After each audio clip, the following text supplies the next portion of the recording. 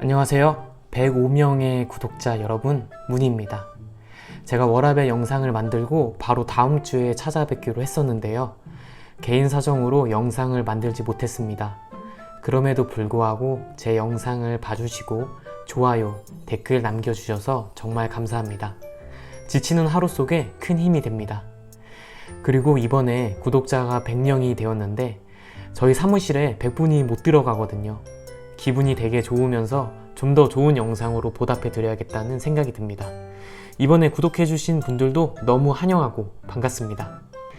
오늘은 제가 3개월간 소방시험을 공부하면서 각 과목별로 어떻게 공부를 했는지에 대해 이야기해 보려고 합니다. 사실은 제가 이 주제는 다루지 않으려고 했습니다.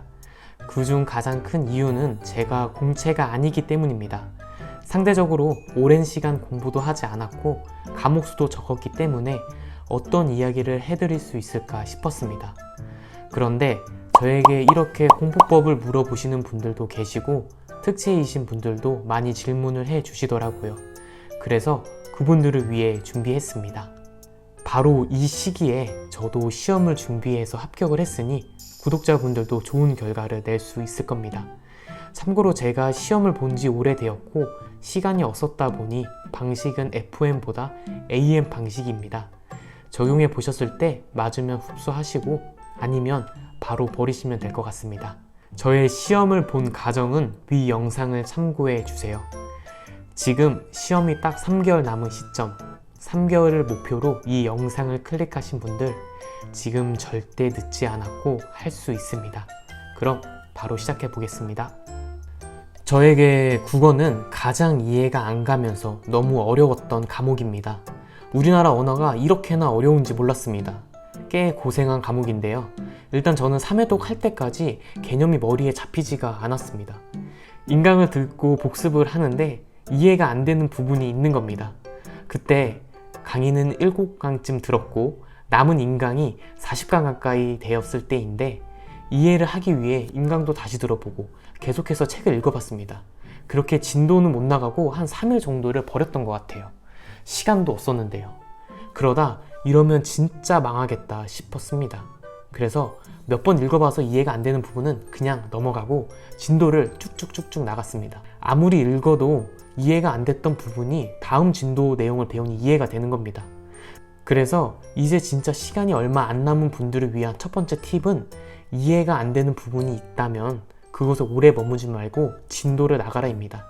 저희가 그 책을 한 번 보고 안 볼 거 아니잖아요. 그러니까 한 번 몇 번 읽어봤을 때 이해가 안 되는 부분이 있으면 체크해 두시고 진도를 나가주세요. 이렇게 했어도 이해가 안 되는 부분이 물론 있었습니다. 이때는 문제풀이집과 개념서를 옆에 두고 어떤 식으로 문제가 나오는지 내가 이 개념에서 중점적으로 봐야 할 게 무엇인지 찾고 빨간색으로 쫙 그었습니다. 그렇게 하니까 이 개념에서 말하고자 하는 것, 요구하는 게 무엇인지 보이더라고요. 그리고 문제에 작게 해당 내용의 개념서 페이지를 적었습니다. 반대로 개념서에는 그 문제가 있는 문제풀이집에 페이지를 적었고요. 그래서 그 문제를 나중에 봤을 때 개념서 페이지로 가서 한 번 더 보고 그 반대로도 해보면서 계속해서 머릿속에 익혔습니다. 그 결과 3회독까지는 머릿속에 잡히지 않았던 개념이 4회독 때부터는 조금씩 머리에 들어왔습니다. 또 저는 이렇게 복습을 했습니다. 월요일에 1강을 들었고 1에서 20페이지까지 공부를 했습니다. 그럼 화요일에 2강을 듣기 전에 1에서 20페이지를 복습을 하고 그 다음에 2강을 듣는 겁니다. 그리고 진도를 40페이지까지 나갔잖아요. 그럼 수요일에 1에서 40페이지를 공부 시작 전에 복습을 하고 3강 진도를 나가는 겁니다. 제가 이거를 어디서 들었는지 모르겠는데 공무원 시험뿐만 아니라 예전에 어떤 공부를 했을 때도 이런 방식으로 했었거든요. 처음에 접했을 때는 아니 그러면 나중에 1에서 200페이지가 될 텐데 복습만 하다가 진도는 하나도 못 나가겠네 싶었거든요. 그런데 그게 아니더라고요. 처음에는 1시간 30분도 걸리고 1시간도 걸리더라고요. 근데 1에서 200페이지쯤 되니까 그 많은 페이지를 읽는데 20분도 걸리지 않았습니다. 그때 이 공부법의 의미를 알았습니다. 내 머릿속에 새겨진 내용은 제목만 보고 다시 상기시키고 제목만 봤을 때 머릿속에 안 그려지는 건 다시 정독해서 머릿속에 새기고를 반복하는 겁니다. 예를 들어 사진을 보시면 근대 합리성에 붕괴가 있습니다.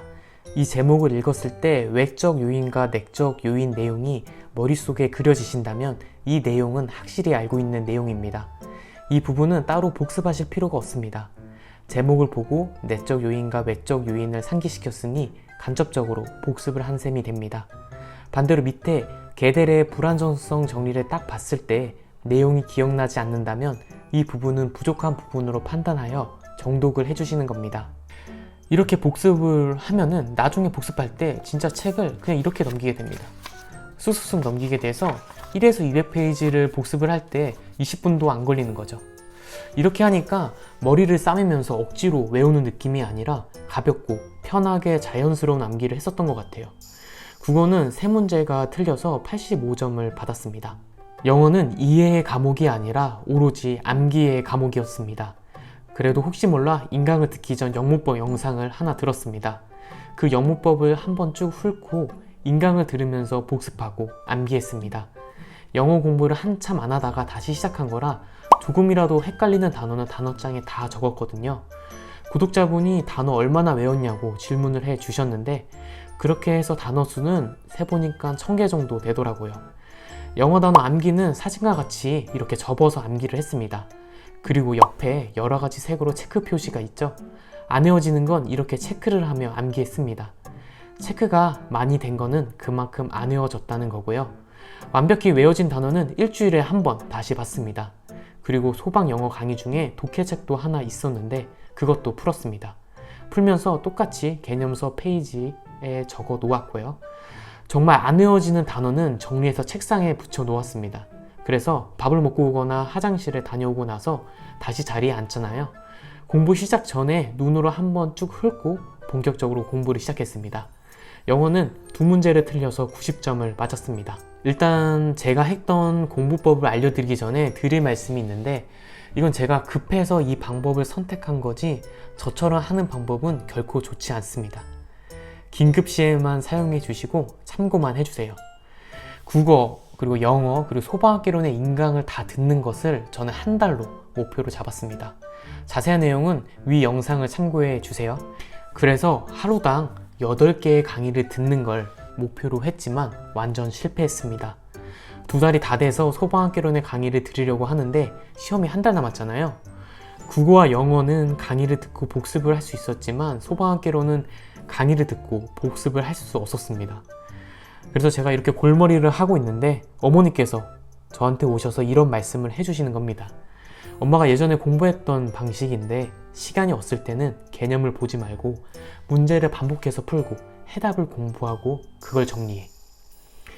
강의를 전혀 안 듣는 건 너무 불안했었고 대신 복습은 하지 않고 강의와 필기만 하기로 했습니다. 일주일간 빠르게 30강 정도 되는 강의를 복습도 안 한 채 연이어서 다 들었습니다. 그리고 바로 문제풀이에 들어갔습니다. 사진처럼 이렇게 빈 공책을 준비해서 문제를 문제풀이집에 푸는 게 아니라 공책에 풀고 채점을 했습니다. 사진을 보시면 각기 다른 색으로 동그라미 틀린 표시가 있죠. 이게 풀었던 문제의 횟수입니다. 일단 문제를 풉니다. 그러면 다 틀립니다. 그리고 그 문제의 해설을 보고 외웁니다. 그 해설이 조금 내용이 부족하다면 개념서로 돌아가서 그 개념을 선택적으로 읽습니다. 그렇게 개념서를 보는 대신 문제풀이에 서너 줄 나와 있는 해답을 외우는 겁니다. 또 반복적으로 문제를 풀고 많은 문제를 풉니다. 많이 불안했지만 어쩔 수 없었고 처음에는 30점 가까이 나오던 점수가 시험 막바지에는 90점으로 올랐습니다. 실제 시험에서는 문제를 푸는데 5분 정도 걸렸고 한 문제를 틀려서 95점을 받았습니다. 처음 준비할 때 같이 공부하는 사람들에 비해 점수가 잘 나오지 않았습니다. 그래서 무시도 당하고 놀림도 받았었는데요. 그때마다 제가 책상에 붙여놓고 마음을 다잡던 글귀가 있습니다. 천재는 노력하는 자를 이길 수 없고 노력하는 자는 즐기는 자를 이길 수 없다. 18명 안에 내가 꼭 든다. 결과적으로 3개월이 지나 10점 합격한 사람은 저뿐이었습니다. 세상은 불공평한 것 같습니다. 과거 제가 1년을 준비해도 저보다 스펙이 좋은 1개월을 준비한 사람이 합격했던 적이 있습니다. 반대로 나는 1개월을 공부했는데 1년을 공부한 사람보다 앞설 수 있더라고요. 이 말씀을 드리는 이유는 오랜 시간 준비하셨던 분들은 끝까지 긴장의 끈을 놓으시면 안 됩니다. 반대로 3개월을 목표로 하시는 분들은 절대 늦지 않았고 충분히 할 수 있다는 말씀을 드리고 싶습니다. 저희 구독자분들은 모두 합격하셨으면 좋겠네요. 정부에서 지금 이렇게 이야기를 하고 있다고 생각을 해봅시다. 너 3개월만 빡세게 공부하면 내가 평생 직장 줄게. 그것도 꽤 괜찮은 직장. 구독자분들, 늦지 않았고 진짜 잘할 수 있습니다. 끝까지 화이팅입니다.